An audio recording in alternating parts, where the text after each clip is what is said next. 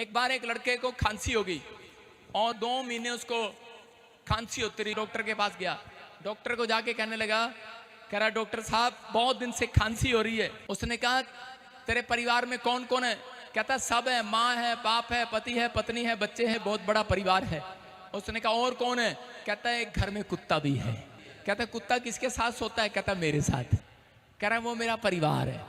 उसने कहा उसके बाल झड़ते हैं, उससे डस्ट है तेरे को, इस कारण से तेरे को खांसी है, इसलिए ऐसे कर इस कुत्ते को तू घर से दूर छोड़ा, तेरी खांसी खत्म हो जाएगी। कहता ठीक है। और वो कुत्ते को घर से छोड़कर आया।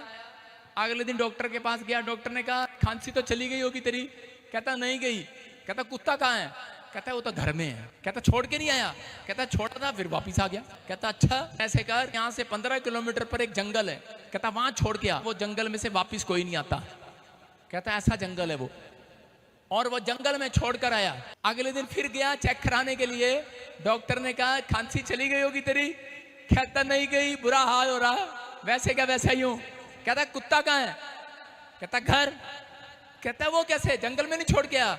कहता जंगल में तो गया था, आप ही ने तो कहा था ऐसा जंगल है वहां से वापस नहीं आता कोई। कहता मैं कुत्ते को छोड़ के मैं ही भूल गया। मैंने कहा यार तेरे को पता घर का? कहता मेरे को पता है। कुत्ता कहता मैं ले चलता हूँ घर। कहता घर ले आया।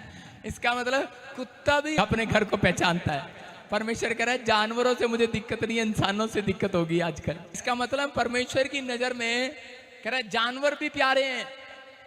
कहता इनको समझ नहीं आ रहा, कहता इनकी जान पहचान नहीं है। कहता आज जितनों की जान पहचान यीशु मसीह के साथ हो गई है, मैं कह रहा हूं अंदर की हो चाहे बाहर की हो, कोई बीमारी भी हो आज निकल जाएगी यीशु मसीह के नाम में। आमीन बोलने वाले बाहर निकाल दो आज।